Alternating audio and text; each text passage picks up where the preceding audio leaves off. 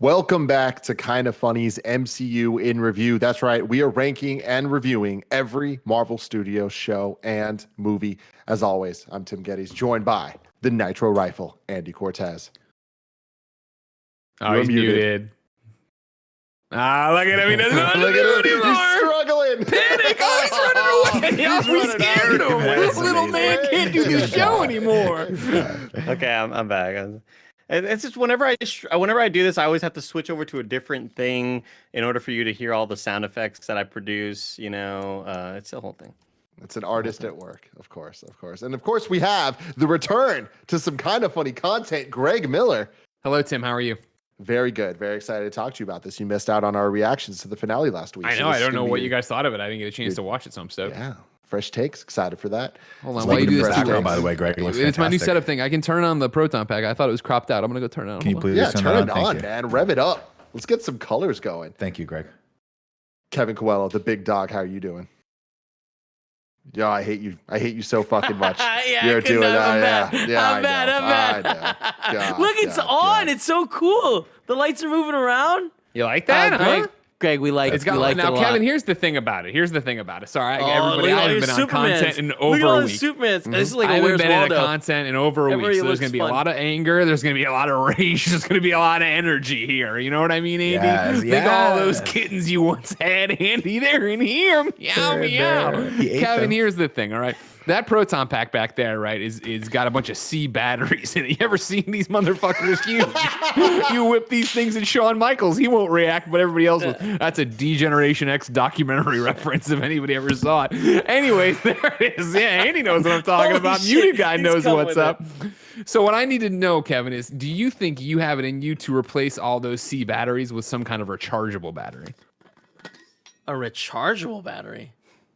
Yeah, like so I don't have to worry about like this thing like every day I'm going to turn on this proton pack for content. How many C batteries am I going to have to bury under my apartment? You know, under my house. What am I going to do? Here's the thing. I don't know if I have the ability, but I'm sure that there's an easy way to like clip those wires and just have it go into a wall plug. It's a weird challenge. But what about when I want to wear the pack then? That's my active pack. It's your active pack. Interesting. That you hear, the producer / seducer, Nick Scarpino. Nick, I have a question for you. Yeah. Like, did you expect like Greg to need to let the rage and anger out here on MCU in Review? Yes. Like out of all shit, like why are those his go-tos? I don't know what you want. I woke up. I was excited. I'm back on content. A week off. I do the old stretch. Get out of bed. Feel my little toes on the floor. You get a picture them all. They're out there like Fraser Crane tickling the ivory. Toss like out and scrambled eggs. Like and what do I see on the calendar? Nothing. I'm not booked on a goddamn thing till we get to 3:30 in the afternoon. So I've been sitting here. I've been drinking my own coffee and French press, just waiting, just fucking sitting here. Andy, you remember football players? You remember how they're in the locker room? They're like ready to go. It's been years since anyone's seen one. This, unfortunately, is Kind of Funny's MCU in Review. Our show in review is where we rank and review different movie franchises. We do 2 a week. Right now, we are doing Pixar in review, and we just wrapped up Mortal Kombat in review. You can go check that out now on youtube.com/kindoffunny or roosterteeth.com. If you want to get it as a podcast, search your favorite podcast service for Kind of Funny in review, and we'll be right there for you. If you want to get the show ad-free and live as we record it, patreon.com/kindoffunny is where you want to be, just like the nanobiologist and Sven McHale, our 2 Patreon producers that we appreciate so very, very much. Today we're brought to you by HBO Max, but We'll tell you about that later because I want to get right into it. The Falcon and the Winter Soldier, with a runtime of around 4 hours and 40 minutes, minus credits and all of that stuff. Released 6 episodes between March 9th and April 23rd, 2021 on Disney+. The showrunner was Malcolm Spellman, an American screenwriter and producer best known for his work on Empire. And he is set to co-write a 4th Captain America film starring Sam Wilson that was announced right after we recorded the reaction for Falcon and Winter Soldier's finale. So that's exciting stuff. I got you. The director was Kerry Skoglund, who directed all the episodes, similar to how WandaVision was done, which is a rarity for TV. So another cool thing to see here continuing the MCU. She directed episodes of Boardwalk Empire, The Borgies, and in 2014, the miniseries Sons of Liberty. She's also done and is known for episodes of History Channel's Vikings, and she directed several memorable episodes of Hulu's original series, The Handmaid's Tale, including the season 1 finale. The music was done by Henry Jackman, who also did Winter Soldier and Civil War, which is why there are so many amazing references and homages to the music and themes from those, including Falcons and Zemos, and even John Walker's theme is a nice mix of some things. Budget of $150 million, so about $25 million an episode, which puts it at about the same place as WandaVision. That had $225 million, which also came out to $25 million an episode. It just had a couple more episodes. And there you go. Greg, I want to start with you. What did you think about the Falcon and the Winter Soldier? I had a really good time with the Falcon and the Winter Soldier. I don't think it had the highs of WandaVision, where we were sitting there theorizing, freaking out, big reveals whether they panned out or not. But I love Sam and Bucky, and I loved the relationship they had here, and I thought they really did a great job with that. It's outside of that, though, the thing I kind of struggle with is, but like, what else? Like, I enjoyed it every time I watched it, and we came out of them and we talk about, that was an even better episode than last, or yada yada yada. And I think the penultimate episode to this season was really really good. I think it just struggles with, I don't think they stuck the landing. Like, I don't think and I know you guys kind of already covered this, sorry, but the finale didn't leave me like, holy shit. Like, I thought it was solid, and obviously I love the suit, and I love seeing Sam become Captain America, and I love the end stuff with Bucky and him at the with the crawfish boil or whatever, and like, I love that familial thing they did. But it was just, it all came together really awkwardly fast, and there were some super, I thought, cheesy moments in it, and like, I didn't think the speech hit. I think the speech played out like a comic book, which is cool, but that isn't what MCU's been doing, let alone what the show had been doing. So for him just monologuing at these people and then having them change their mind off, I was like, all right, like, I would have rather seen them go back and be, and like, there's so much great stuff in here, the Isaiah Bradley stuff, and again, the character development, a lot of the fight scenes, it's really a good time, but Flag Smashers didn't do it for me. I think, they gambled away a good opportunity there with Kylie. Is that right? Sorry, I haven't. Correct. Carly. Of Carly being like, I really enjoyed her in the one-on-one with Sam, right, where he comes in and talks to her and tries to talk her down before Walker comes in and fucks everything up, as we talked about. But outside of that, I never really dug her. I didn't feel her motivations were as clear as they could have been. And I know we've talked about it on the show, right, that they had a whole pandemic angle that they cut out of it. So that, leads to this hodgepodge editing that maybe makes it a little bit less on the clear for what they should do or whatever. But like, I feel like, we talk about Ragu Bagu, like, they are so forgettable. And like, John Walker, he's cool or whatever, and he had his own thing, but even his thing was rushed in a lot of different ways. I don't know. They had more time for this, right? Like, which is weird. They had more time than a regular movie, but I don't feel like they made the most of it. They still put so much stuff in there that you still have things that are half baked. Andy, where you at? Pretty much the same as Greg. We talked about it already on that last recap. I thought it was an above average to good ending for what I thought was a really great season. And I feel like if we talk about the highs of the season, just like Greg mentioned, Sam and Bucky stuff, really, really damn good. I'd say Sam's is arguably way better than Bucky's, but Bucky's still had a lot of good moments to it. And anything with the Flag Smashers, I feel like just kept on getting less and less interesting as we went on. And again, at the end, I wanted this very villainous moment from John Walker, and instead he's running around and quoting Abraham Lincoln in a very buddy cop way with Bucky, and it's awkward, and it just didn't feel or look right. Yeah, I just thought it seemed rushed. It seemed messy. And yeah, everything leading up to then, I thought, again, just like Greg mentioned, the penultimate episode was phenomenal. And then the ending it was fine.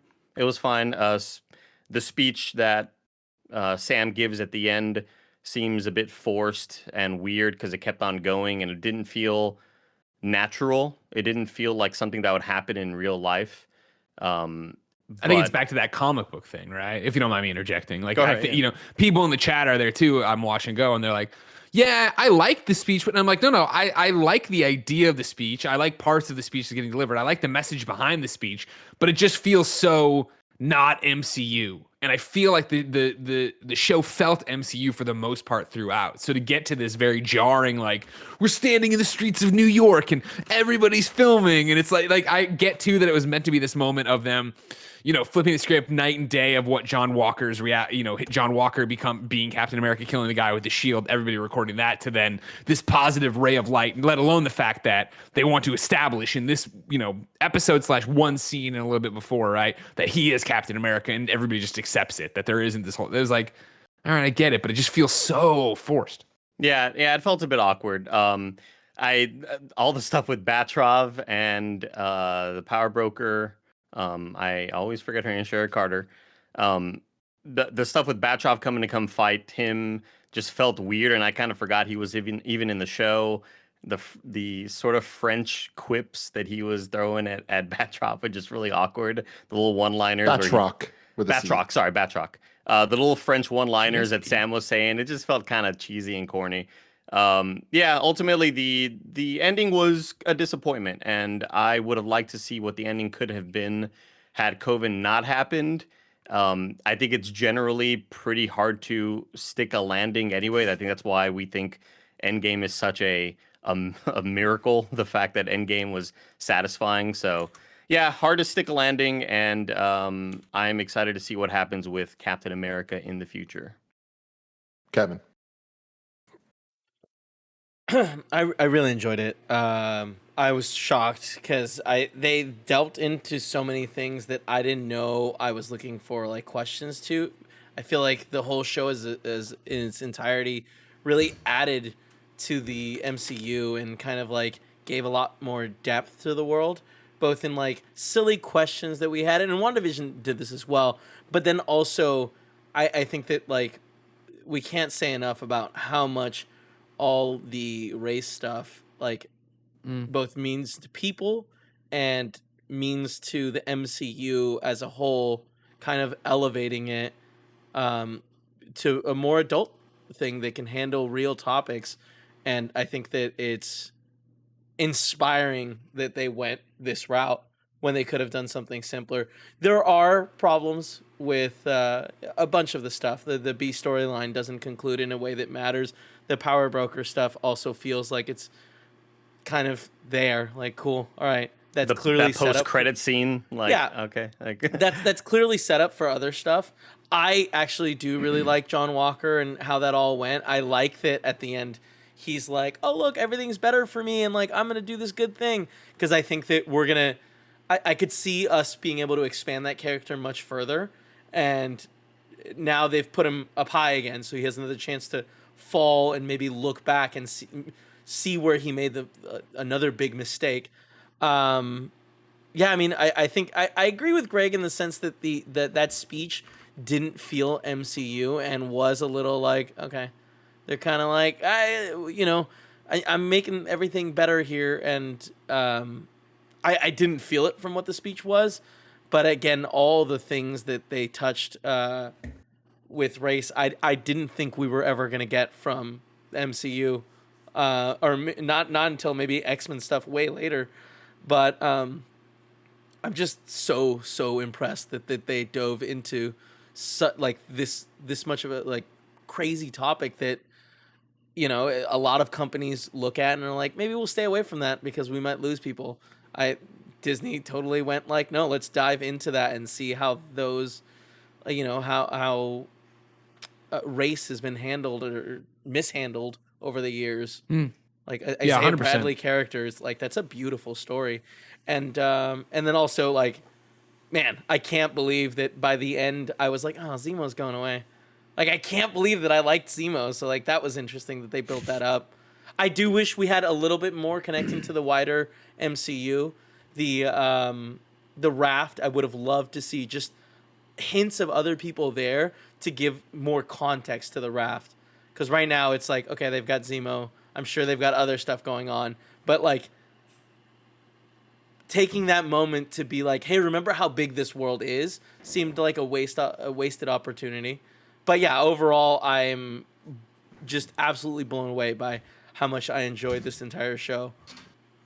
And I feel like I just need to reiterate, all the race stuff was phenomenal. Agreed. I've seen this sort of this trend on TikTok that if you didn't like the season finale, that you didn't like that a black man became Captain America. And it's like, no, I loved all of that shit. I loved how they were speaking to the fans, and especially the people that were denying, hey, why do you have to keep bringing up race? Like, to keep your race politics out of my comics, which is like wild because 95% of comics are, they deal with shit like that. Yeah.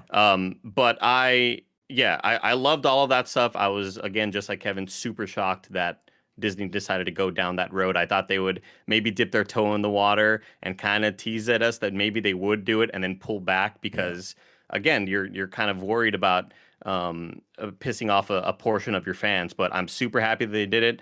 Again, everything with Sam, fucking phenomenal. The Isaiah Bradley stuff made me cry every time there was an emotional moment between them. Handled beautifully. I'm still gonna critique and not really vibe with the way they handled everything else with the show. Yeah, and that's the unfortunate aspect of it, right? Is that all that stuff was so surprising and so new feeling, and because a lot of the times when they do broach topics like that, they don't do it in a one-to-one manner, right? They use fictitious people, fictitious settings. They comic bookize it, and that's usually done by design so people kind of get the meaning of it without maybe necessarily having to deal with the reality of it being real, right? But in this one, they kudos to Disney and kudos to Marvel for just going like, no, this is actually important, and we don't want to sugarcoat this. We want to tackle this head on, which actually is what makes the ending of it and the overarching story of it so disappointing, because that subject matter and how they approached it, I think warranted a lot.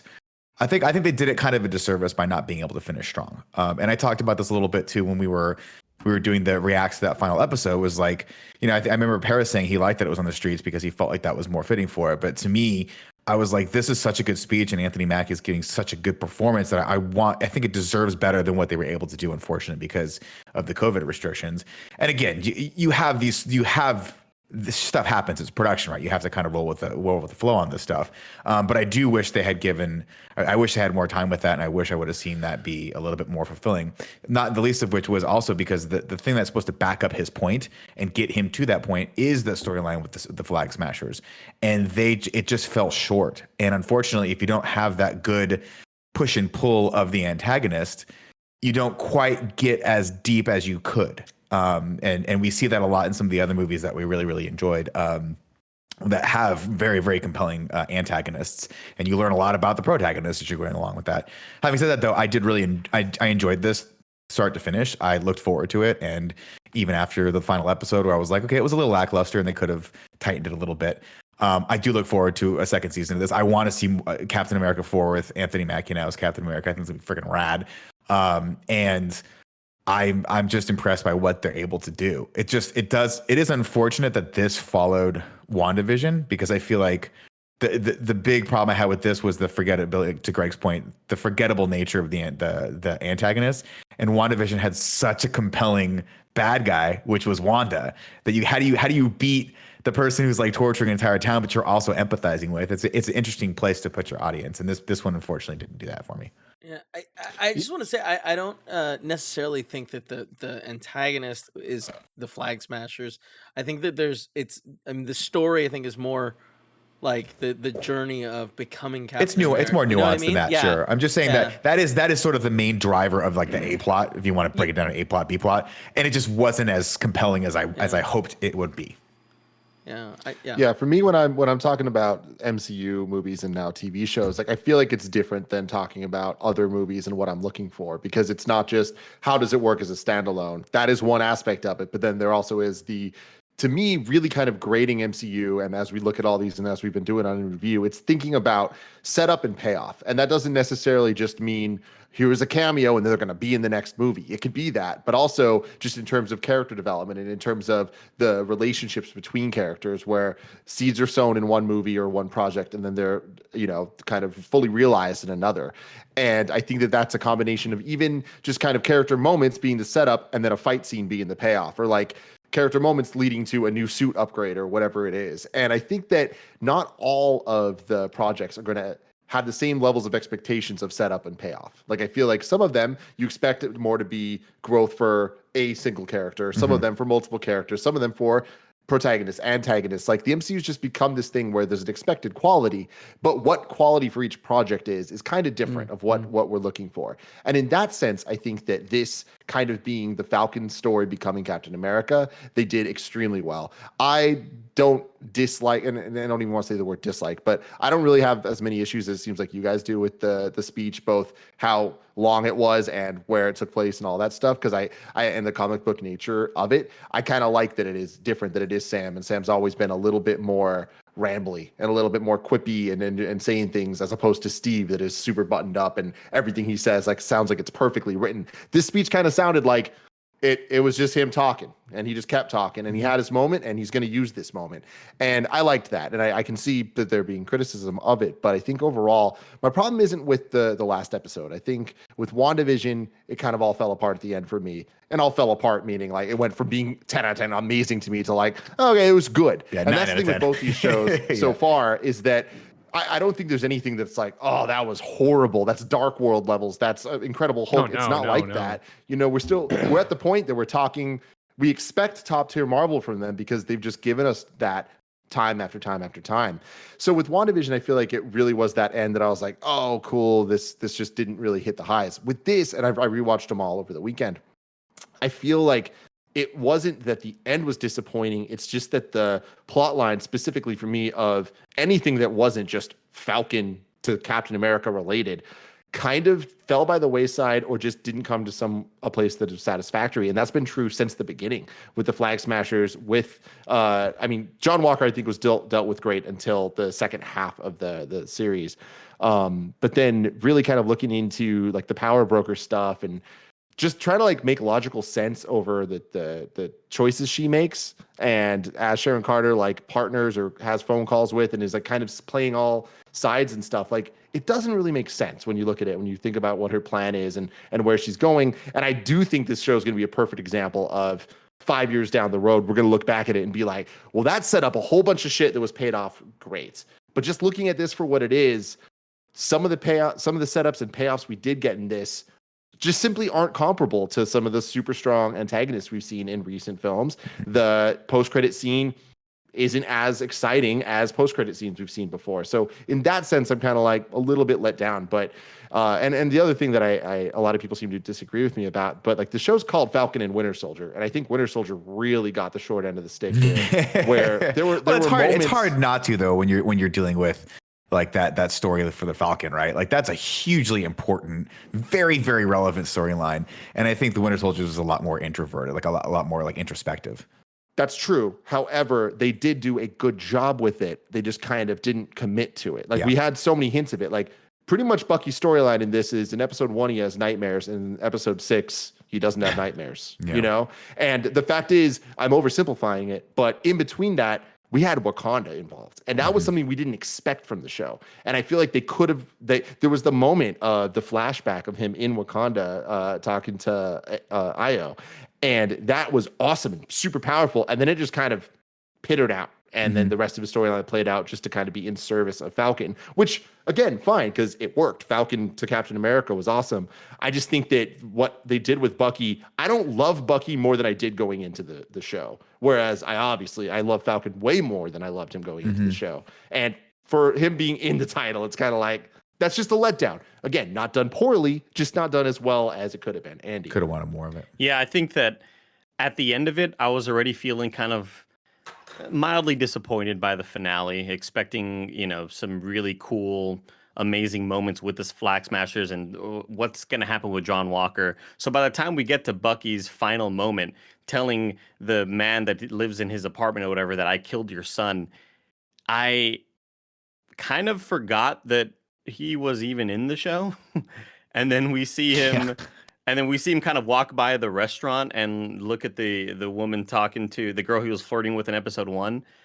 And those are all things that I'd forgot even happened because they were so long ago. And I just, it felt like they were just sort of shoehorned in and jammed in there to make you remember, hey, we're still closing up Winter Soldier's line. Don't forget about that. But by that point, I think I was already a kind of soured on the other stuff with John Walker and the Flag Smashers, that when that happened, it's supposed to be emotional. It's supposed to make you feel stoked and emotional and, make you, have a tear come to your eye. But for me, I was like, oh, shit. Yeah, I forgot this was even in here.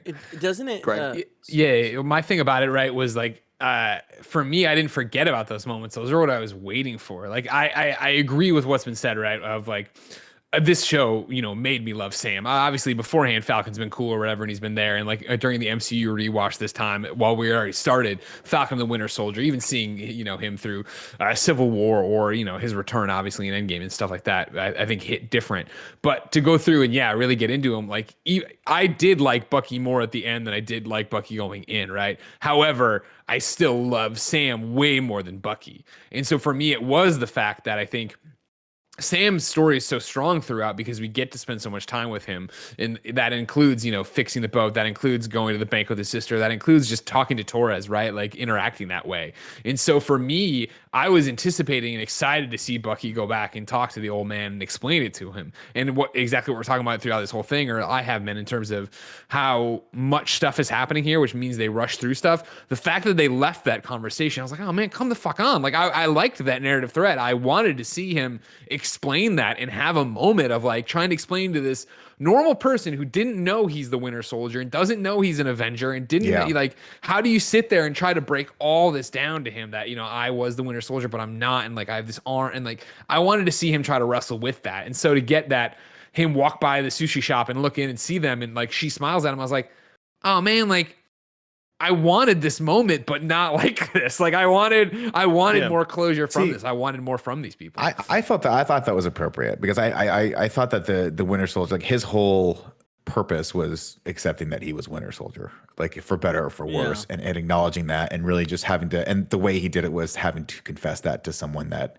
didn't deserve to hear it, or didn't deserve to have, had to deal with those past misgivings, which is the man's father.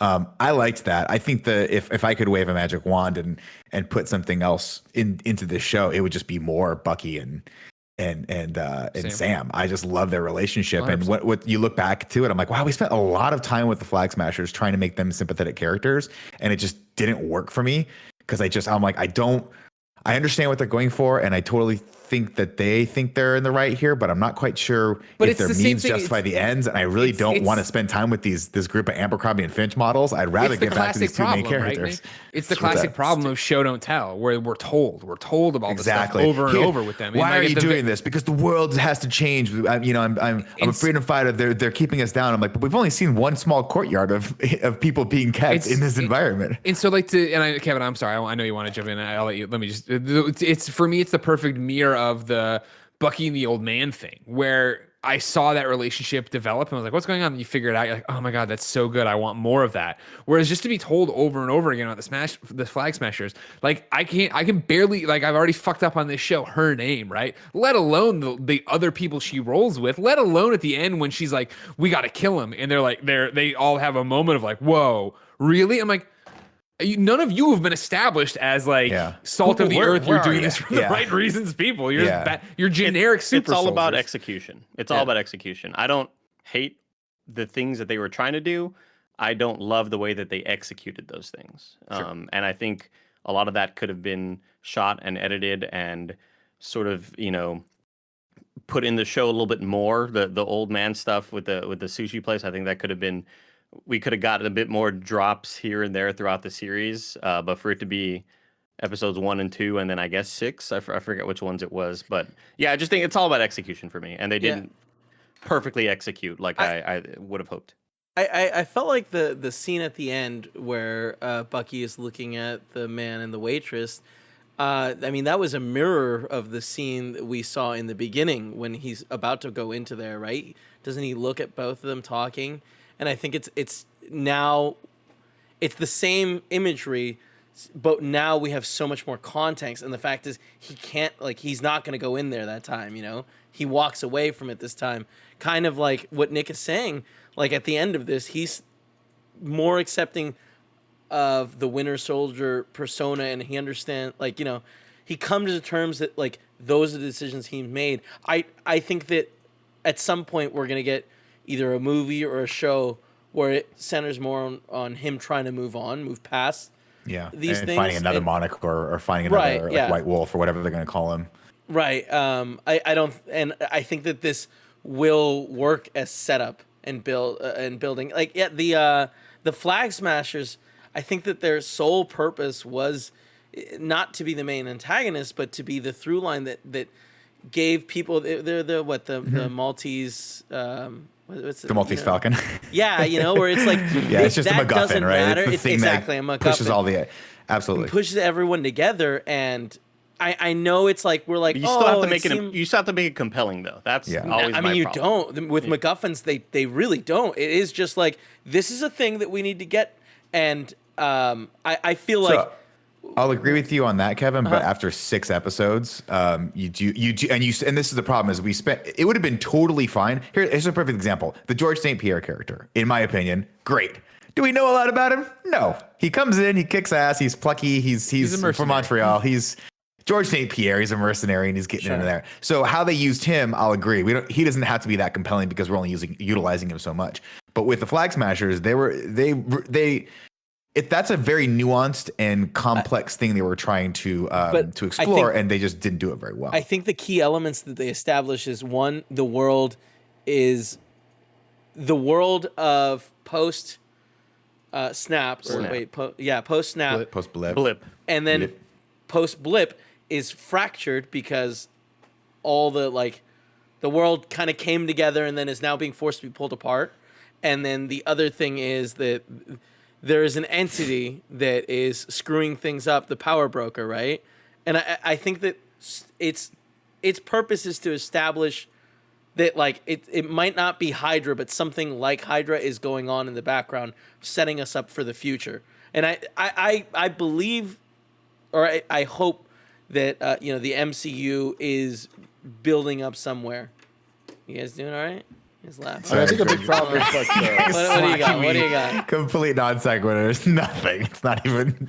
Back when Nick was like, a new moniker, not the Winter Soldier, maybe the one. And the only thing I could come up with was Bucky Fucky. Yeah, and it's been in my head the entire time. So when Nick was making a very poignant point, I just slapped him. He's back, everybody. He's back. To Kevin's point about the Power Smashers and their intent, like I think that Flag Smashers, is that so much of the show was really built on the idea of morally gray and like every side has a perspective and stuff, and I just think that they didn't show that, and we keep talking about it being they're showing or telling, not showing, and I think unfortunately they show and tell just kind of one side, and then are trying to tell us it's a little bit more morally gray than it actually is, and I think that's true even with John Walker, which there's just the switch in the finale where all of a sudden we go from the second to last episode having a post credits of him angrily fucking psychotically making a shield, and then the next episode he's like, I'm with the good guys now, and that doesn't feel like it's really set up or earned at all. And on top of that, I think that really when we're looking at the Flag Smashers, that is such a sensitive group and a sensitive topic, and the way they're talking about refugees and what they're dealing with needs to be dealt with in the same type of love and care that the Falcon storyline is. And because of that, I think that it just ends up in throwing the word terrorist around a lot that doesn't really feel good for me, especially when their main thing is going up against this group called the GRC that all we know are just a government entity. And it's kind of hard to, they're introducing so many elements into this show without fully fleshing it out. So we get to the finale and all of a sudden they're in Manhattan, and it's like that felt very disjointed. Like, I think that there was something that we lost there that explained that more. But I mean, that is unfortunate because that you go into that episode very confused, and I think that like they have Captain America come in there with the wings and the beautiful outfit, and you're just like, okay, never mind, it doesn't matter, we'll figure it out. But I don't know. I felt I really did feel that with John Walker, there is the moment where he looks and he chooses to save the people in the van or in the armored truck. Yeah. Instead of going after the people that he wants to get revenge from. And I think that's his moment of like, no, I'm still good. And I think that's also tied into the Flag Smashers, where they did a really good job with Baron Zemo, because I think that like a lot of it is Papa Zemo. Yeah, I got close. America's favorite malt liquor. With the Baron, I think they did such a good job with him in the sense that like he was a constant that was like, this formula is bad if it gets into anyone. It brings out the bad. There is no exception, with the exception of the original Captain America. And we see that as he's saying that, we're seeing Carly make decisions that are very much one-sided. Like, because originally they're introduced as these bad people. Then we see that, like, no, there's more going on with their story. Like, they are being not victimized, but they're being attacked by the power broker. So they're running for their lives. And they're also becoming more and more desperate to try to evoke a change in the world that they're using the wrong resources to do. And that it gets doubled down with the fact that they have the super soldier serum.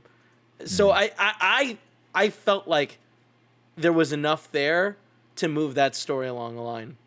Again, just to talk about the John Walker thing, I don't have a problem with him becoming this non-psychopathic murderer like he seemed at the end of the episode.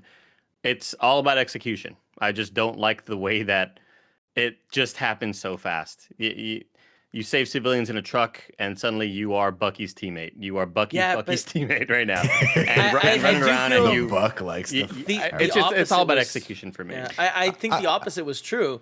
Like the moment where he broke was when he murdered that guy in front of everyone. You know, it was. But then like they show him making.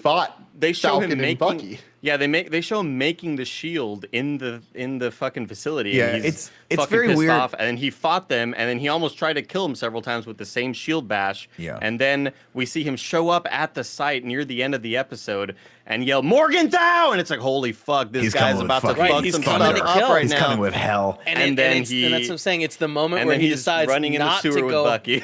But it's the moment that he so decides off. to drop that anger, and the quest for revenge ends so that he can save these people. But the thing is, he was always a good guy, though. Saving people should be like, oh man, he was bad, but he's back now. It's like, okay, you're Captain America, and now that's been stripped of you, but you're still a war hero. Like, you're still supposed to be a good guy. He didn't make the shield to be like, now I have my own. Like, he made the shield because he was like, I still represent this. Like, what do we think about this sort of parallels between Black Lives and All Lives Matter with that one line of dialogue? Which one? Where he walks up to Carly Morgenthau and she says, I didn't mean to kill your friend. He's not who matters to me. Yeah. He goes, you don't think his life mattered? And it just seemed a little too on the nose. And I don't know what they were trying to get across with that. So here's the thing. I thought that line was poignant because it kind of played to his emotional state at the time. But to you guys' earlier discussions, like, Kev, I think the thing that a lot of us are reacting to is you have one episode where he is unhinged. I saw him recreating his own version of the steel out of a lesser metal, to be very metaphoric for where he was at, like emotionally and mentally, right? Where he's like, I think I can make this high-tech vibranium shield that Tony Stark made in my garage. But having him go from that mental state to everything's happy-go-lucky one episode later, or episode and a half later is they just didn't do it very well. It doesn't feel right. It's I think about characters where I like, wow, this character is off the reservation, and then they come around, and you think of like Jaime Lannister from like Game of Thrones, right? Where you hate that fucking guy.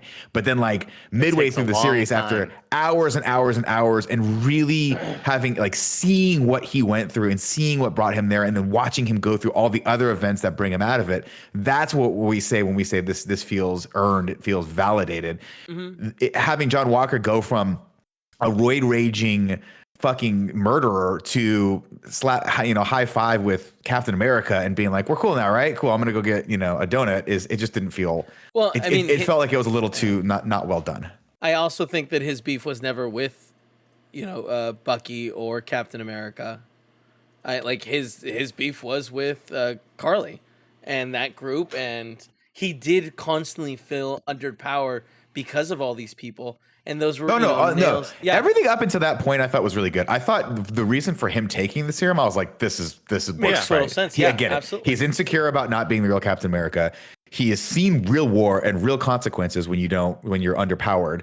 And he's under no illusion that of what he's taking on is going to be this like glorious, glamorous thing. He just wants the ability to do the job that he's been tasked to do. And I totally get that. And he takes either the shortcut. And that to me was like one of the most compelling things in the show, to speak positively about the show, was I love that dynamic where you're like, is Sam going to take this? We've seen how easy it is for a guy that has like a Medal of Honor to like give into that and take it and not even look back. And then you see Sam and he's like, I'm never taking that thing. I that's not who I am, because he understands that Captain America is so much more important on a bigger scale. I thought all that stuff was really well done and really cool. Absolutely. Just to briefly touch what Andy just said, I kind of feel like I actually just watched the TikTok where this guy was kind of making the suggestion that the Flag Smashers are kind of symbolically representing the All Lives Matter movement, where they're a reaction to all the race stuff that's going on with Falcon, the blip, Sam. With Sam, okay. And they're kind of trying to like be like, well, our lives were changed post blip, and we wanted to go back to that change. So there are some interesting, I think, parallels. Yeah, parallels that we need to look into more. But that line was like really poignant. Well, I mean, you literally you have, I don't think that line was about Black Lives Matter, right? Like I took that line as just a poor choice of words, right? Of her in the heat of the moment being like, it wasn't about that part. That line was like Carly was basically saying all lives matter to him. I know it sounds very reversed.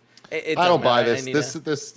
I think Carly was just saying, no, I have bigger fish to fry. Your guy got in the way. It wasn't about him. But I'm sorry about him. It was. Sorry, to defend Kevin's point, the writer put in the word matters for a reason, and that is true, right? You have a paramilitary group talking to someone who is, you have two opposing groups talking about lives that matter. I mean, that's definitely. In the writer's room, somebody thought about that as to what group represents which group. I don't necessarily think they had an idea. I think they were just like, hey, we're going to put these two people diametrically opposed to each other ideologically and have that play out. And again, another great thing about why we all love the comic book genre is because you can do that, and it doesn't necessarily have to be one-to-one. One group doesn't have to represent, a real life group. They can be these fictitious groups, and then you still get the themes that are relevant to real life. And again, just to reiterate, I still like the show, so chill out. I think we all like the show. I think people will automatically hear these discussions and like hear the nitpicks, but I mean, we still have to kind of talk about the things that bother us, and these are the things that have bothered us in what I think is still a really good product. I think it's I think that's the whole point, is like the criticisms here as you get back on, an MCU TV show, right? That was excellent and that we all enjoyed, and I was excited to watch every week, and I never was like, oh, this is wasting my time. It was never that. It's more the fact that we've seen the MCU succeed. We've seen Falcon the Winter Soldier succeed. So when you have something, and one of the things for me is John Walker, that just isn't fleshed out enough.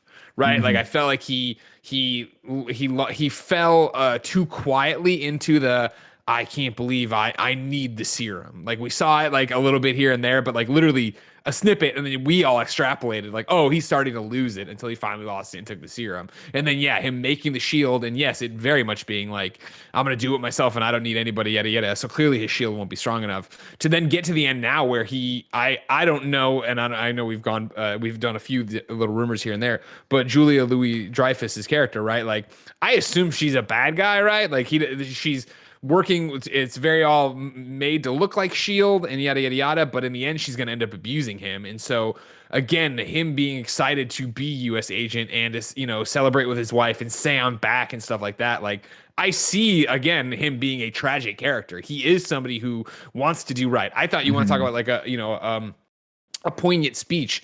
I thought his speech when he gets not, what was it, a less than dishonorable or less than honorable discharge, right? And he goes after the guys and he's like, you trained me to do this and I'm doing it. And it's like, I feel like that was very emblematic of like, veterans who have been forgotten by the government or not not taken care of after their time in the service and stuff like that. Like, I feel all that there. It's just that when they miss other little parts of him or other parts of him, it brings down the whole, where I think he could have been an awesome character if he had more time and we had an episode that was entirely with him. Shout out to his wife. I would have been like, leave this life. What are you doing? Why are you going back? You murdered a man on television. That was also what was kind of weird, right? Is she's just like, we find her and she's just like, oh, everything's fine. And I'm like, no, your husband killed, murdered a guy. And he has before, like he's talked about it, but that, the worst day of his life, and that's where he got the most honor. Again, like, that was so good. Like, give me more of that with him. Yeah. I feel like that character is so complex and there's so much going on there. Well, we have in the first couple episodes where we get him, the episode 2 and 3, he's not necessarily being the bad person. He's been chosen to do this, and he's getting shit from these people for a decision that he didn't make. Like, not only that, they're literally withholding information from him that would make his job easier to do. And I just think that, like, it's a really complex character, and the time that we got with him, like, we're setting up, like, a very, very tragic character. Like, I think in time, what U.S. agent is going to be, like, he's once again going to break, and it's going to be, like, I'm curious to see what they do with it. And I hope they keep playing with this character, essentially, because I want to see more of this, and I want to understand, what the storyline taken all the way. Mm-hmm. Before we continue, let me tell you about our sponsors. This episode is brought to you by HBO Max. HBO Max definitely is a thing that many of us here at Kind of Funny are fans of. Obviously, Mortal Kombat 2021 just came out. We did an in-review of that last week that you can go check out. We enjoyed it very, very much, and you can watch it now on HBO Max. And guess what? It's been 10 years since Game of Thrones came out. Kevin, how does that make you feel? Old, but Mortal Kombat was real good, so life's pretty good, Yeah, exactly. But that's the thing, man. You have so many options of things to watch, including going back and starting Game of Thrones all the way from the beginning, in addition to things like Mortal Kombat and, of course, a lot of the other cool movies that are coming out on the slate of HBO Max releases that I am extremely excited about. I know we got The Conjuring, The Devil Made Me Do It, Conjuring 3, that's coming out in June. Very excited for that. Space Jam, A New Legacy. Are you kidding me? Let's go. Absolutely love using HBO Max. There's so much great stuff. What's Gia been watching right now? Insecure is the name of a show she's been watching, and she's been loving that as well. You can sign up for HBO Max at hbom.ax/KFMB. That's hbom.ax/KFMB, or you can just click the link in the description. Be sure to watch Mortal Kombat with that. Let us know in the comments below what you think. Again, that's hbom.ax/KFMB. Back to it. And so, like, I think, sorry, go ahead. Go Tim, please, your show. You're hosting. You do your show. Well, just real quick, I think we're having a great conversation here. So, we're going to incorporate all the plot stuff that we need to into this. This is just going to keep going like this because I'm like, I think that's what leads to it, right, Kev, of like John Walker, of like, I think they've set up all these dominoes that when I assume it goes wrong or he's abused or whatever it is, right, that kicks him over the edge, right, to really blow it all up. I think it'll matter more because of this. But I feel like, again, we were shortchanged on getting there to that precipice. And I think I'm right there with you, right? But that's why I was assuming the second he had a turn that we were going to find him in a very dark place at the end of this. And I assumed that Louis Dreyfus' character was going to come in and take advantage of that and play him and run him like he was a very, very powerful, emotionally broken agent, and basically corrupt that. And I thought that was going to be an interesting like space to play in for it. And I'm sure they still will. It's just for some reason the showrunners and the writers were like, I think everyone should have a happy ending in this. And you're like, that's not what I would assume. So I think it only looks happy. I think if I was gonna say I don't feel his is a happy ending. Yeah, I mean, he was like screaming, "I'm back, I'm back, I'm back." I mean, sure, it was like he was smiling, and his wife and him were hugging, and the sun was shining. So all the visual cues of it were like, "Hey, everything's great." Like I talked about this, Greg, last week, where I was like, I was expecting him to be in like the smoke-filled bar. His wife's left him, and he's like, "I have fucking nothing." And then Elaine from Seinfeld walks in and goes, "You got this," and she gives him the black suit. And she's like, you still got this. And he has nothing left in his life because the world hates him. The government hates him. They've betrayed him. And the people of America are just like, you're not our Captain America anymore. And the only person that's at his side is this person with maybe, we don't know where she's coming from or what she's doing, right? But I don't know. I feel like we know that stuff's coming. We know something's not right, I guess. And so to see him excited to be part of this thing that I don't trust to be a good thing. But it's like, but he's too smart of a character and too experienced to like walk into that in that state. He's so like, he comes out of that and he's like, oh, everything's going pretty okay for me. Everyone likes me okay. And then this person comes in and says, hey, come work for the new fucking Hydra. And he's like, all right, why not? Right. I'll do that. I think he needed to be like, I've got nothing else. Everyone hates me. I'm being pushed. I've been pushed to this, or my actions have brought me to this, and this is my last respite. Right, this is all I've got. And then she comes in and she's like, "This is my last resort." I mean, exactly. That song hits right there. I really think that they've now set up a character that is very much fractured and on the cut. Like now has so much that he can lose. Now, he can go and do some fucked up Black Ops thing, and then people find out who he is and they kill his wife. And that then pushes him further. You know what I mean? They have more to play with. I think that he is delusional in the sense that he's like, this is good. Like, I haven't lost my livelihood. I can keep doing my job, in this shadier part of the organization. But I think that they've built someone that has a lot of opportunities versus just building someone that has one route to go. Mm-hmm. What's interesting for me is like, go for it, Andy. I was gonna say I don't see the fractured at all. Like he's running in the sewers with Bucky, and then they help the police find the Flag Smashers. They're like, "Hey, nice app," and he throws you an Abraham Lincoln line. And then when Sam is doing his big speech, he's standing there in the streets. And first off, like, hey, that guy shouldn't be here. Maybe let's do something about that guy because he was dishonorably discharged. He should not be in the field. But anyway, that's like a stupid nitpick. Just so we're on the same page. Bucky and Captain America have no association to the government at this point, right? I thought they did. No, but I think there was something on. The wings and suit is from Wakanda, and Bucky has been like he's not. Well, no, because when Bucky arrives there at the scene, he's walking up. They're like, "Bucky, how's it going?" Corporate Cap. Well, I think it's just because he's famous.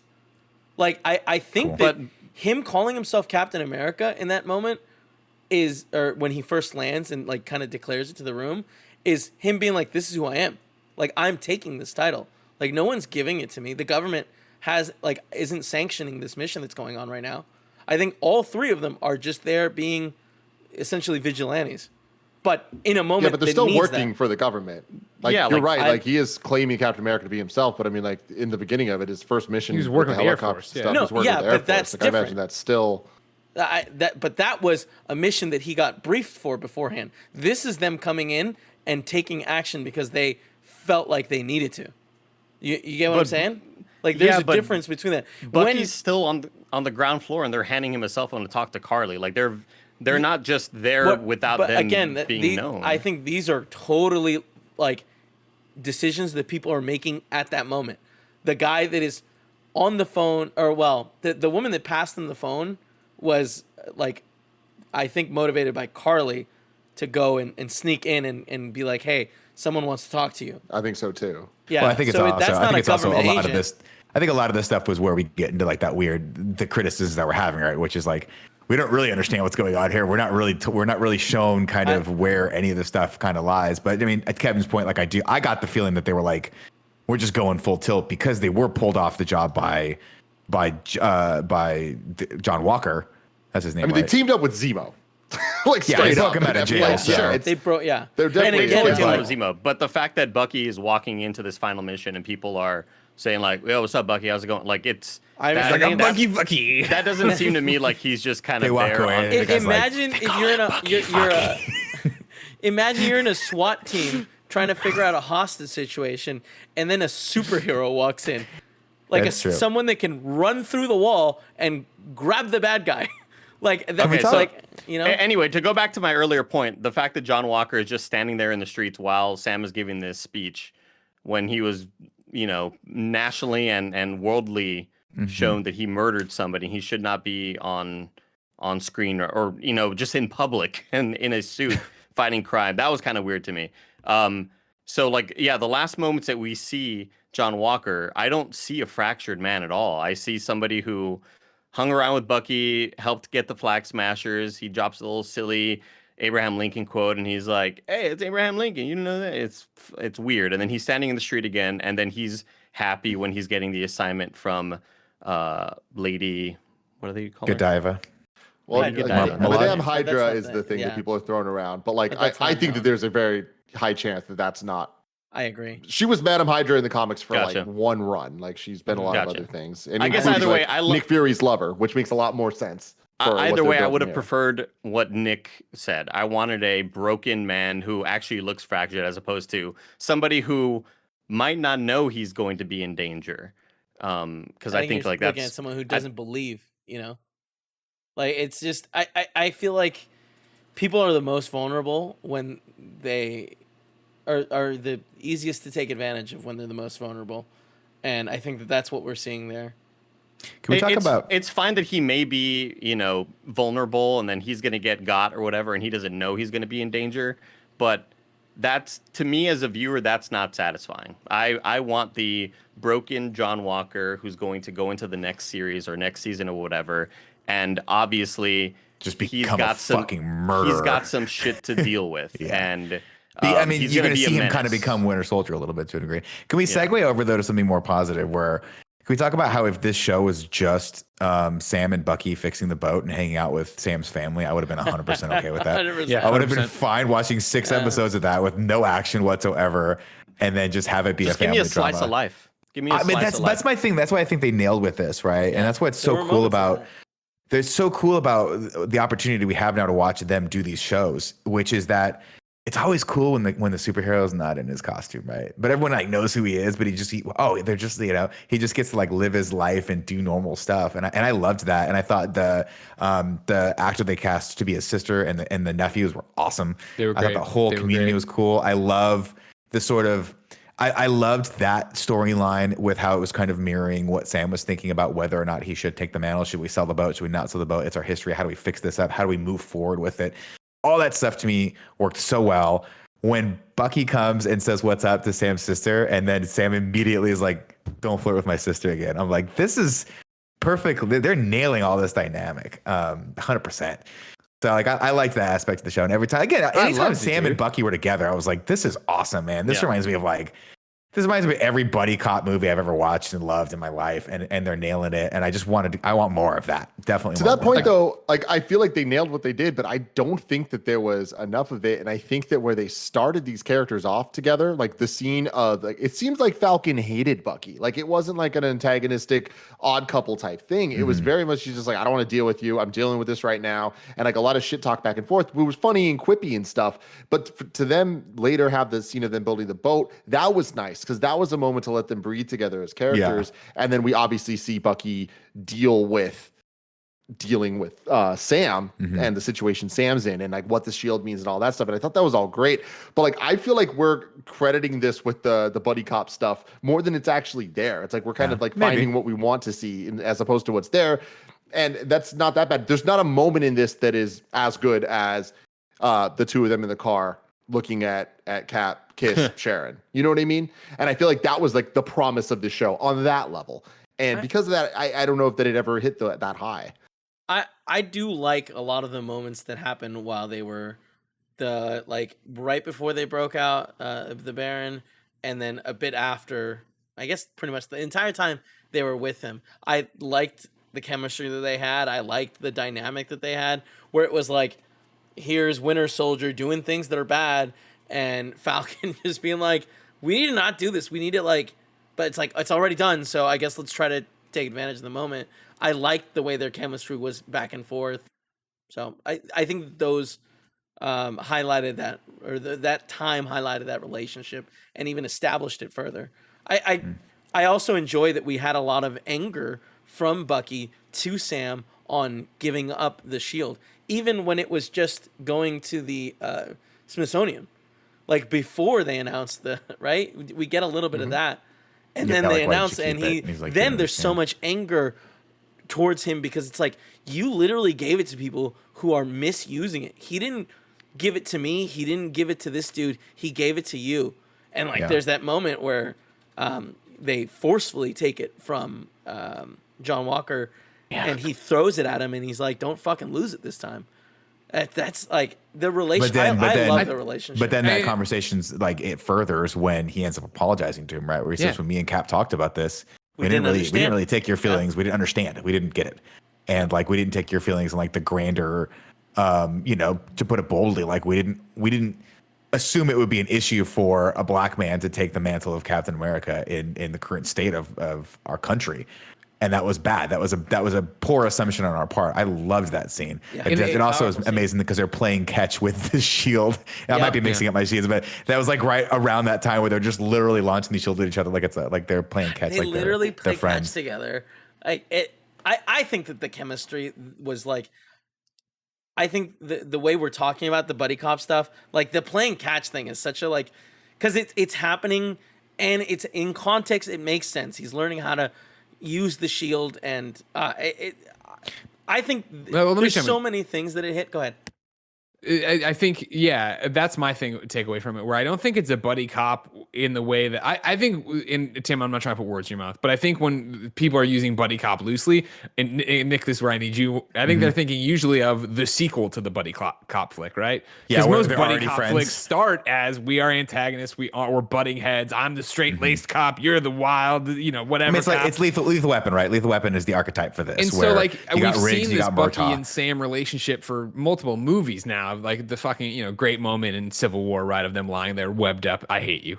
They have that thing where they aren't friends. They're just friends with Steve. So they're friends that way. And now with Steve removed, it is this thing that is fueled by them not being close, but then being attached by Steve, but then the shield being in I think it's a worthwhile earned journey to get to that boat scene. I think that's why the boat scene hits so hard. To Tim's earlier point though, you did kind of hit on something that I hadn't thought of until you said it though. That's what I do. Where are they? Back, everybody. Tim, but Greg, you did a great job too. Andy, great. Kevin, great. Everyone's great. But Tim, you're right. Like thinking about it, I'm like, why were they so antagonistic toward each other at the beginning of this? Like you'd think after going through all the events of Endgame and like everything they've been through, that they would at least be like somewhat cordial toward each other. You know what I mean? Was it not that he gave up the shield? And that's from Bucky. Yeah. But then for Falcon, the way Falcon was treating Bucky, that's what seemed the most ridiculous. But I mean, here's the thing, Kev. I think that you're making a lot of good points in this overall, where it's like you are correct factually about the fact that so many of these things, well, they said this, which led to this. And it's like, that's true. But I think a lot of the things are like, well, that just doesn't feel that great. Doesn't feel that satisfactory. Like on paper, it looks good, but it didn't turn out. Yes, it does add up. Like, yes, they did explain that John Walker turned. Yes, they did explain why they're angry at each other. I'm just saying we know these characters. We know the world that they're in. We understand where this is coming. And when you start to think about where Falcon and Winter Soldier were going into this, where it was like, okay, Civil War split them up. Bucky was in Wakanda doing his learnings to be better and all that stuff, which we got a little in this, right? Then there's Infinity War that happens. They both get snapped. And then they both come back together. It's only been a couple months since this. And for them to start off here, it kind of just feels like, okay, cool. You can explain it as they're mad at each other because of what they did with the shield. But like to Nick's point there, it's like they literally just saved the world together. And it's like at some point the rival, the buddy copness that we saw in Civil War between them, like should kind of evolve a little bit more. And that's what this show kind of turns into. And obviously the final shot in the show is them together and stuff. I just think that it's weird choices that were made. They add up, they make sense. They just feel weird.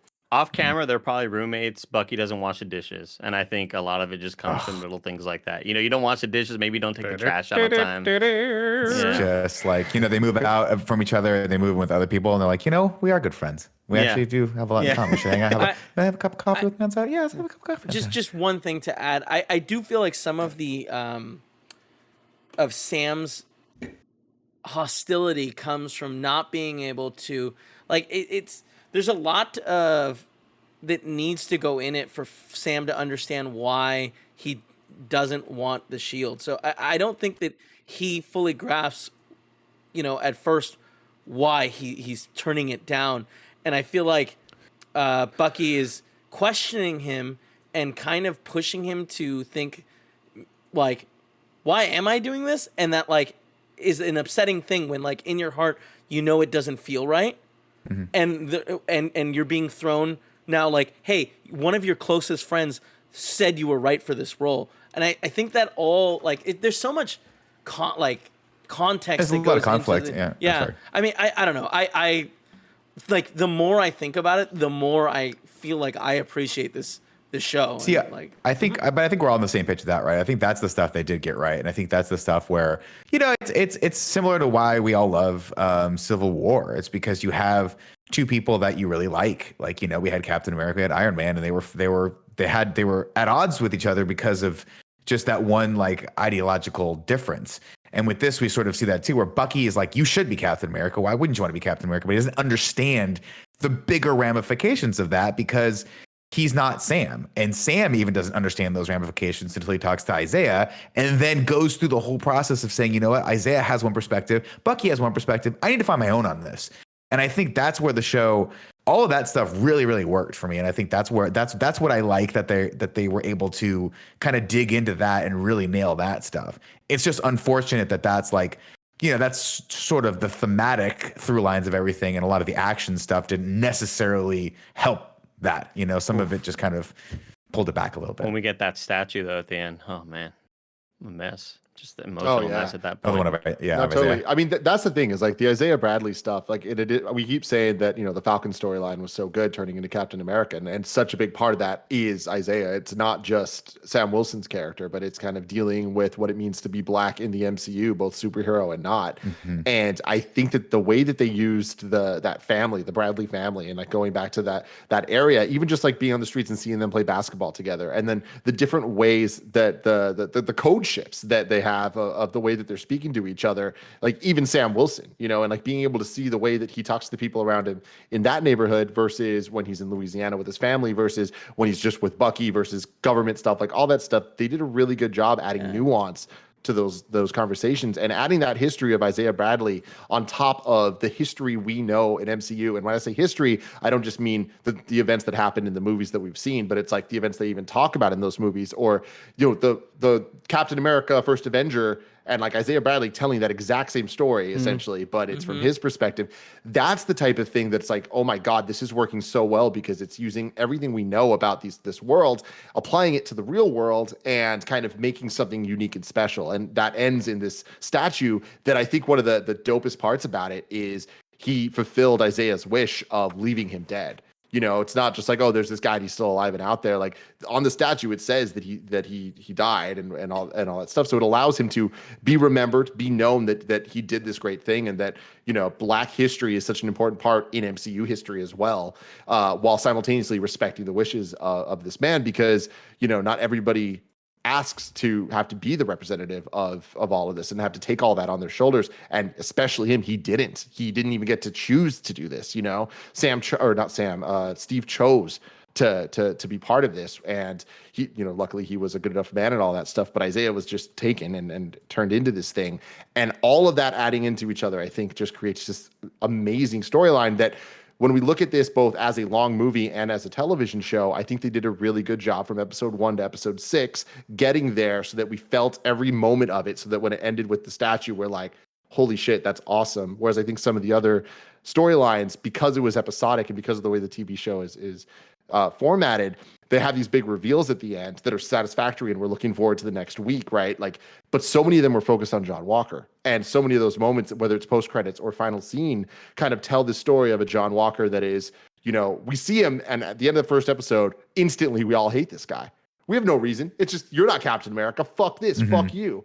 Then they try to humanize him a bit and like show the, him in the locker room and all that. And I think they did a good job kind of adding some of that. Oh, wait, this is going to be a little gray. But then pretty quickly when he starts dealing with Sam and Bucky, granted, Sam and Bucky aren't nice to him, but they don't make the viewers sympathize with John Walker. And them talking about the whole Medals of Honor and being the worst day of his life. It's like, okay, cool. Hey, we're starting to sympathize again.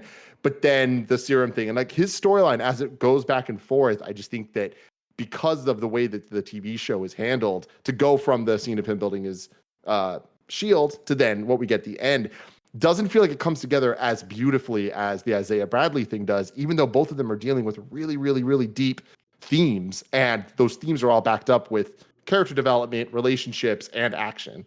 Kev, what's up?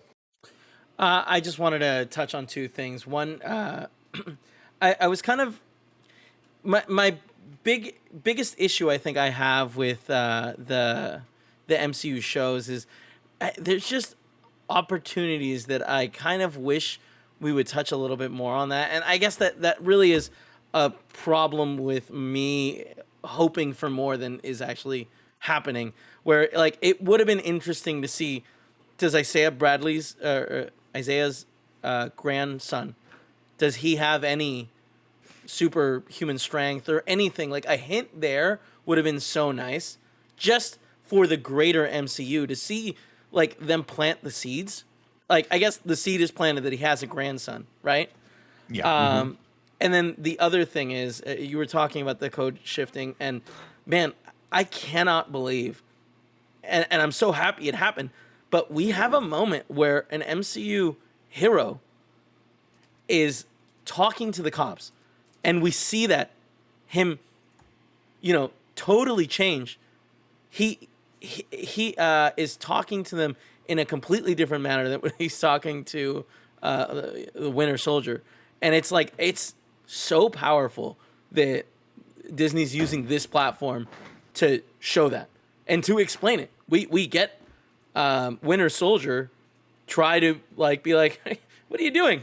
Like don't talk to him this way. He's a celebrity. Yeah. And we have Sam be like, no, that's not how we handle these things. And it's just like shout outs to them. Yeah, fucking wild. Absolutely. Any more thoughts, guys? Do we want to talk? You guys probably covered this last time around, but Sharon Carter in Power Broker, like that sucked, right? Yeah. Just making sure we're all on the same. Like it was cool when she popped up, and then when it became very clear that she was the Power Broker, and they're gonna act, and that was like a reveal. I was like, oh. Yeah. No, I didn't like this. I think we all thought it was lackluster last week as well. Especially how I think Tim pointed out where he was like, what's with that? She was like, hey, buddy. And then rips off her face and it's Sharon Carter. Like, what the fuck? Yeah, that was me. Because there are moments in the show that just do weird things that make you go like, oh, I don't like the way that feels, like, and it's hard to explain why, but for her to just show up and, hey, Bucky, and like you like to fuck. It's big. You heard you like to fuck. I do. I'm here, and for her to be like, oh, they don't know it's me. I can just blend in behind these lines. I don't know. It felt very like, it felt like a reshoot. Or by the end of the show, they were like, "Fuck, we gotta get Sharon back in the show somehow. We gotta get her, have her walk up with one of those." Test audiences didn't understand how she could be back here already. We need to establish she's on site. I feel like the start of the last episode had a lot of continuity issues, or at least it felt like there were a lot of continuity issues. But it's interesting that we saw Black Widow use that technology in Civil War? No, Winter Soldier. Winter Soldier, that's right. So it's just interesting that's a throwback. Also, I feel like there's a decent amount of rumors saying that she's a Skrull and not actually. So I'm curious to see, like, clearly what happens when we think about these rumors and theorize. Absolutely. What happens. Absolutely. I get everything wrong. I always get it wrong. But it's to that point, though, And what Kevin was saying about, that there are a lot of just missed opportunities. Like, it's interesting because, like, to what Andy's saying, even about, like, oh, we get caught up and people have the thoughts about it. It's like the fact of the matter is the MCU has conditioned us to expect certain things. And when we see opportunities where we're like, well, I know where this is going because of every other decision you've ever made on comics to movie stuff, it just seems weird when they don't give us just that one little thing, like involving Eli's character, the grandson of Isaiah. It's like, okay, it's there, but one little step would have really been appreciated. And I think another example of that even is the Sharon Carter stuff in this, where it's like, there are hype post-credit scenes in the MCU and ones that are good, and there's ones that are just like, whatever. And I remember being really disappointed with, I forgot what it was. Was it Ant-Man's post-credit scene that was just a scene from Civil War? And it was just like, and it was just kind of like, oh, well, that's not as cool as some of the other ones. Like, obviously not as cool as seeing Quicksilver and Scarlet Witch, being like captured whatever for the first time, where it's like, oh, cool, we're getting these new characters. Cool? We get what. Yeah, it was cool. It's like we see that the only because we're like, Stone's they're gonna being have experimented on. mutants. Exactly, though. It's like, that's cool. Whereas this scene, it's like, had we just heard any reference, seen some hint at who she was talking to on the other side of the phone, I think it would have been a lot cooler than this post-credit scene didn't really tell us much more than what the episode itself did, which is that Sharon's the power broker and is doing some shady shit, right? Like, I wanted a little more added to that. And I think when it comes to Julia Louis-Dreyfus's character as well, like, who the hell knows what happened with COVID stuff and with the scheduling changing of Black Widow and all that stuff. It's clear that her shots and scenes in this show were weird and were not the way they were intended. So I wonder when that's going to be revealed, how that's all going to shake out.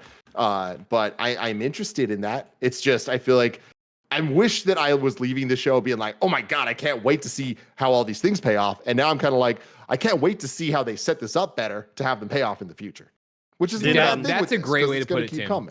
I think that's a great way to put it, where it ended, and I was like, I had fun, but I'm not on the edge of my seat of what does that mean next? Where does this lead in the phase? How is this going to play into that? And yet, like, cool, that was fun, and I enjoyed it, and I'm maybe in 5 years we'll look back and be like, that's how they set that up and did the thing to get us to here to do the thing. Was the post-credit scene only her walking out, or was it also her in the getting her job back? Yeah, it was that too. It was all of that. That was all like one shot. She got the job back, then walked out. It would have been interesting if was like, I've got access to everything you could ever want. But who are you talking to, Sharon? Make this exciting. Yeah. Let's hit it with a little bit of that haiku and review. Oh, right. Good point, Tim. 7 syllables in the middle. You need 5 for the first and last line. If you're not poetic, no need to fret it. Haikus don't need to rhyme. Haiku in review. Haiku in review. You can go to patreon.com/kindafunny to write your review in haiku form, just like Grant Burton did. Grant says, we've got a new cat. Now that's America's ass. And Zemo's got moves. Zemo does have moves. We didn't talk enough about his dancing. Corbin Twell says, ass kicking, Buck brings. A new captain, now with wings. Zemo, running things? Question mark. We didn't talk enough about Zemo in general. I loved him. I thought he was great. I know Kevin mentioned it earlier, like when he left, you're like, oh man. I'm like, oh man. I'm all manning Zemo leaving. That's great. Yeah. Bacon guy, you got a name now, and I love you. Zaid Wilson says, Sam was the best choice. He's not a perfect soldier, but he's a good man. That's good. That's good. And then we got, did Miscellaneous do one? No, they did not. Disappointing. Wow. Jack Schultz says, the wings that can flap attached to a cool jetpack. Sam Wilson is Cap. And there you go. That suit looks so dope. The only thing I didn't like about it, the little ears. I know it's like comic accurate. I mean, I like the way it covers his whole face. Like, I love when costumes do that. It reminds me a lot of Gambit. Yeah, but the little ears popping out. It's definitely odd right around the side, like the nape. Is that what it's called? This area right here? Yeah, it wasn't perfectly form-fitting. That's the thing about it, where I think I love the look of the suit, but like when he's in it, I think he's still it's a very tight, it's a suit that wasn't designed, I think, for let's go film an entire movie where you're using it. It's a suit designed to look cool here in this final episode. Comics. So I think by the time we see it again, it'll be leaner. It won't have as much like shoulder padding and stuff, I would assume. Oh, I thought the shoulder pads like dope. Yeah, I like that too. Jacked. But shout outs to the choreography of him with that shield flying around, just being that forward whip, just constantly whipping the shield. Yeah, dude, I love that helicopter so many scene. Things. Yeah, Beautiful.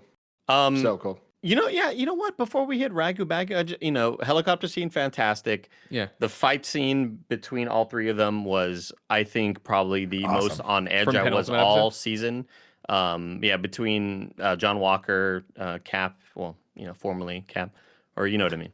I thought that sequence was intense and scary, and the way it built up was fantastic. And the fight scene between Carly and all of them leading up to John Walker murdering them was also very intense. Like the show knew when to kind of make you feel scared and worried about what might happen to these protagonists. And I want to give a lot of shout outs to just the action in general. It was very entertaining. Sure. I agree. Shout out received. Ragu. Bagu.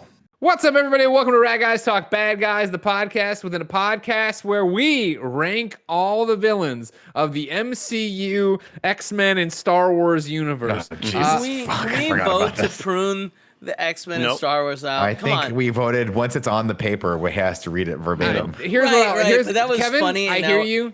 Kevin, I hear you. And we will give the host of this show, the host of In Review, Tim Gettys, 5 seconds to decide if he wants to kill it. So if you want to kill it, Tim, you have to tell us right now. 4, 3, 2, 1. I'm sorry, Kevin. Your motion has been denied by the host of this show and our very prudent leader, Tim Gettys. All right, that's what happened. He's in the restroom. Is he? There he is. Hold on, we'll wait for him. I don't want him to be lost when we get into where we are. I hate you. All right, Tim. So now we're going through Ragu Bagu. All right. Fantastic stuff.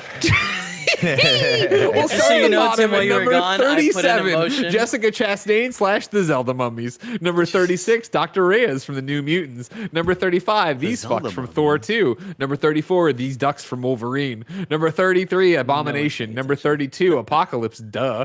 Number 31, doesn't matter, Deadpool 2. Number 30, Ronin and Guardians. Number 29, Cross and Ant-Man. Number 28, that lady from Ghost. 27, Magneto / Phoenix X3. Number 26, Loki in Thor. Number 25, Obadiah Stane. Number 24, Tony. Mandridge / Aldrich. 23, The Vision from Solo. Number 22, Mask Dormammu. Number 21, Magneto in Brotherhood. Number 20, The Dink in Sentinels. Number 19, Rockwell / Mickey. Number 18, Red Skull. Number 17, Francis Angel Deadpool. Number 16, Kree Jude Ladd. Number 15, Ultron. Number 14, Hydra Cap. Number 13, Stryker. Number 12, Pierce Logan X-24. Number 11, Baconator First Class. Number 10, Mysterious Far From Home. Number 9, Ego Guardians 2. Number 8, Hell / Grand Mass Thor Rag. Number 7, Loki and Avengers. Number 6, Wanda Agatha Hawk Key. Number 5, Thanos Endgame. Number 4, Bacon Guy in Civil War. Number 3, MBJ in BP. Number 2, The Vulture. And number 1, Thanos in AIW. Where are we putting the Flag Smashers and John Walker? Where are we putting Hawk Key. At what point do you guys space out in that list? Because at 27, right after that. I pay attention the whole way through. That's why I wait for him, and Tim's a consummate host. I never space out because it's a challenge to me of which ones can I put a face to that name.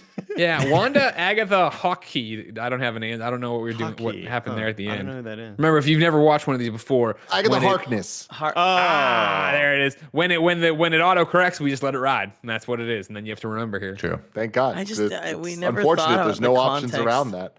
Are you not having fun, Tim? You know what I mean? Oh, I'm having sorry. so Entertained. I'm saying it's unfortunate. There's no possible If way. Tim had the show his way, we wouldn't be talking about Bucky Fucky. All right. I guarantee if Tim had the show his way, that's absolutely true. He would not allow us to talk about Bucky Fucky. So what are we're ranking the Flag bad guys, Smashers?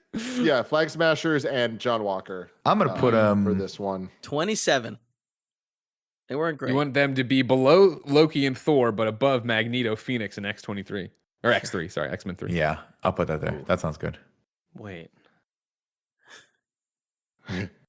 Bucky. Here's the thing. Keen Flag listeners Smashers, I think, are like cross in Ant-Man levels of just bad. But I think the bigger problem is I think they go lower because there was so much potential and that could have been handled very well and wasn't. So it's like a squandered opportunity.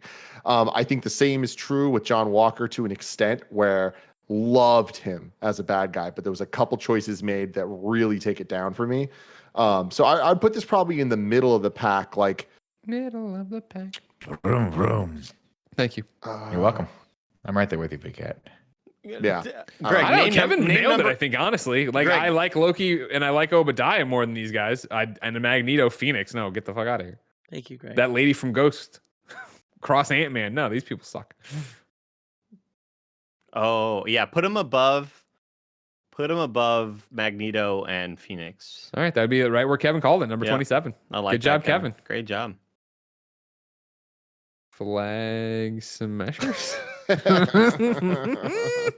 Oh, and Sharon Carter, I guess. And the Power John Broker. Walker. Oh, yeah. That brings it down Sure. several notches. God, and that should have been cool. A mystery of the Power Broker. Who could it be that's broken just power? so And it's like, obvious from the oh, it's Sharon beginning. Carter. Oh, Yep. we called it, and they didn't do anything interesting with it. They did At a bit all. in Mass Not Effect. even a Remember, little. Greg? Remember Mass Effect?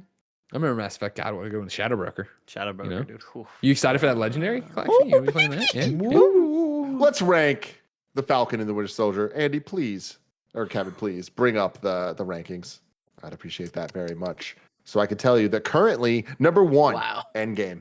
Number 2, Infinity War. Number 3, Homecoming. 4, Civil War. 5, Ragnarok. 6, Winter Soldier. 7, Guardians 2. 8, WandaVision. 9, Avengers. 10, Guardians 1.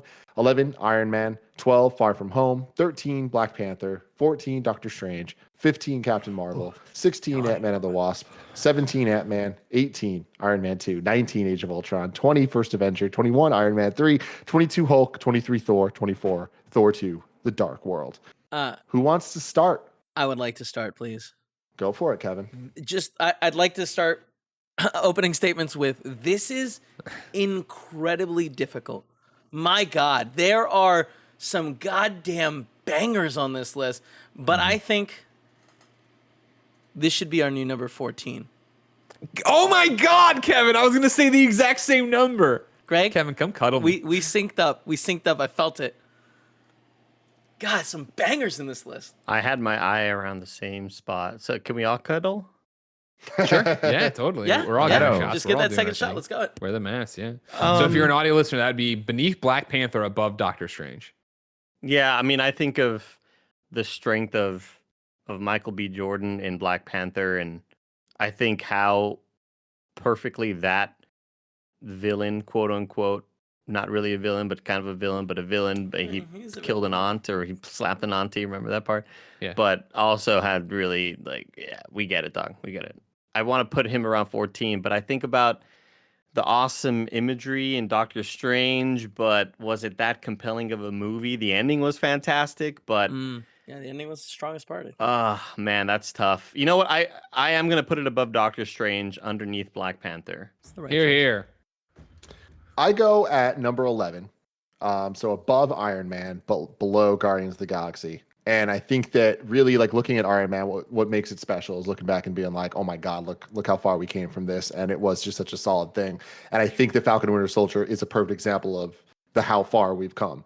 Like, them dealing with the main plot of Sam Wilson and everything that he's dealing with in the Isaiah Bradley stuff, I think is handled so well and is so much more important than a lot of the storylines that we normally get here. And I think Black Panther dealt with similar things as well, but to kind of what Nick was talking about, there's the difference between it being a little more on the nose and literal. And I think the Falcon and Winter Soldier took on that challenge that's very difficult. It's more of a commitment, and accomplished it. Whereas Black Panther, my biggest problem with it's always been the final third and some choices they made. Killing Killmonger was I think a bad choice. And on top of that, like the final fight, I didn't like some of the story choices made there and didn't like it visually.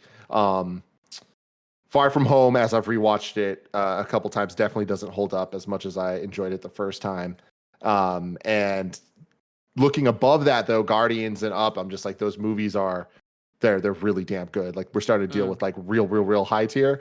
And with this, there's just too many elements that hold back some of the perfection that it had. So I'm going at 11. God, I'm looking at 1 through 10, and it's like, their masterpiece. You could hit randomize, and I'd be like, oh, that's the list. Okay, cool. Yeah. And I would be fine with it because I just think 1 through 10 are just so strong.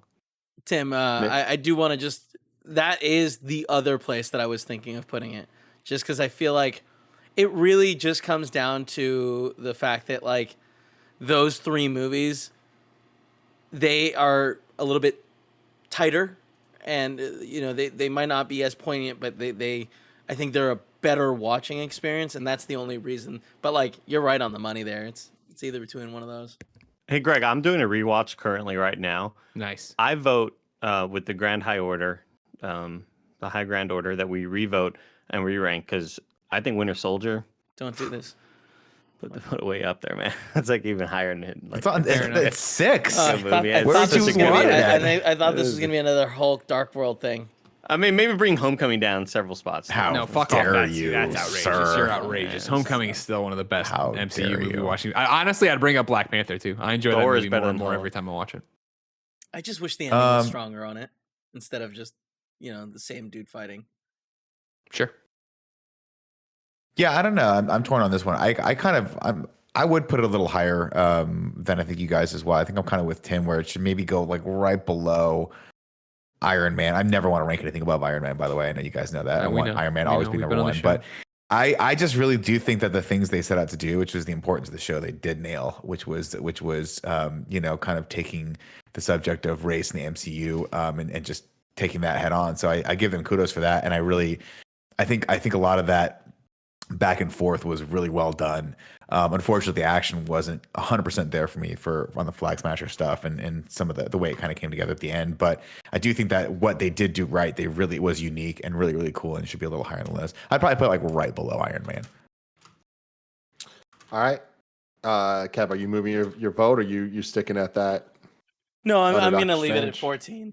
I think, though, it is very, very tricky, and like this list is so amazing. Yeah. So just to solidify here, so I'm not making any mistakes, who thinks it is better than Captain Marvel? Raise your hand. All of us. Who thinks it's better than Doctor Strange? Raise your hand. All of us. Black Panther? Raise your hand. Just me and Nick. So that puts it at number 14, under Black Panther and above Doctor Strange. Congratulations, everybody. We did it. Another MCU in review in the books. I love that we're just going to keep coming back to this. Unfortunately, longest break than we've had in a while right now. We got to wait. Loki is coming June 11th. We will be doing the same thing for that show, where every week we do weekly reactions on Kind of Funny Reactions, and then we'll do in review to bring it all home. And then after that, guys, Black Widow, our first MCU movie in a very long time, coming in July. So that is exciting, both to Disney Plus and theaters, if you're able to go see it there safely. Andy, what do you got for me? Nah, it's not what Andy's got. It's what Andy and Greg have got. Andy, hit the song. You don't got a bag. Re-ranking the movies with Andy and Greg. Thank you, everybody. Welcome to the podcast within a podcast here on In Review, where we re-rank all the MCU in review. So right now, the old list was